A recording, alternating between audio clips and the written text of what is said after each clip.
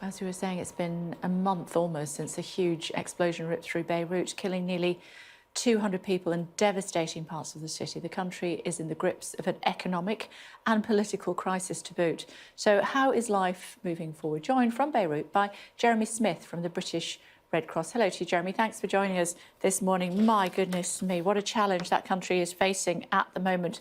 What are conditions like in Beirut? Well, at the moment, 1 month on, things are still incredibly tough. Big parts of the city look like a construction site.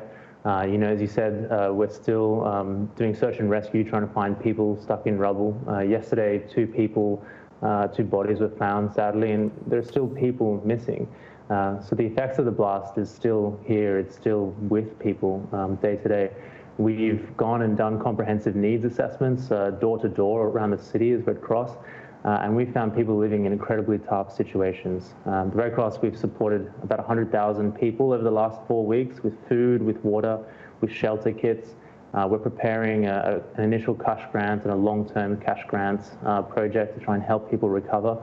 But people are still coming to terms with lost loved ones, lost homes, lost livelihoods, people who were injured in the blast who now have a lifelong injury and coming to terms with that new normal. We've been trying to support the medical capacity in the country. 3 large hospitals were damaged and destroyed, and then so many of the healthcare facilities were rocked by the blast and have lost their capacity. So as Red Cross, we're trying to help restore that and to help the country start to move to a long-term recovery. How many people are you helping? Do you have any idea at this stage? Well, it feels like everyone in Beirut has some kind of need when you walk around. We've been able to reach more than 100,000 people, and that number is continuing to grow. We have food packs that we've distributed, food, ready-to-eat meals, hygiene kits and sanitation kits. One of the big growing concerns here now is the spike in COVID cases. So we've been helping people try to protect themselves. COVID daily numbers have gone from between 60 to 100 a day before the blast. It's over 600 a day this last week. Trying to help hospitals have safe spaces for people with, and also just sick people without COVID is also a priority for us.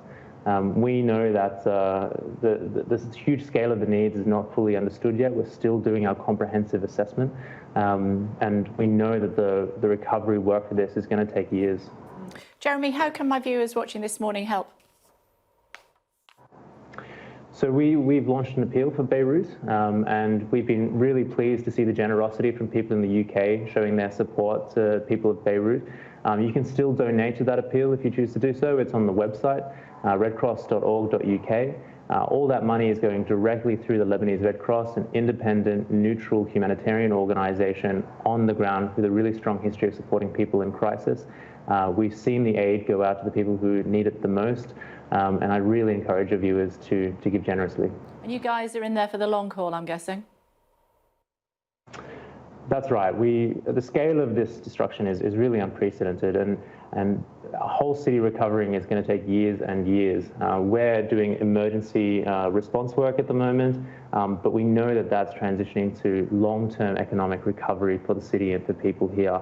We're going to have a focus not just on getting people's houses back to being fully habitable, but trying to support people recover livelihoods, trying to help people to become self-sustainable and to be independent and have dignity in the current economic crisis.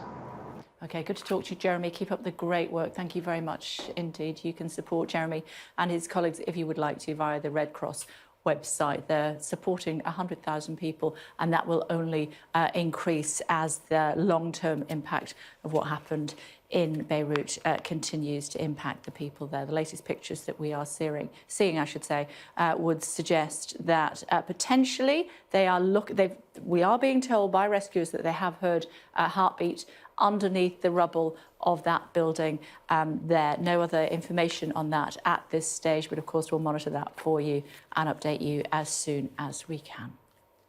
Grim task ahead for those people. Quick look at the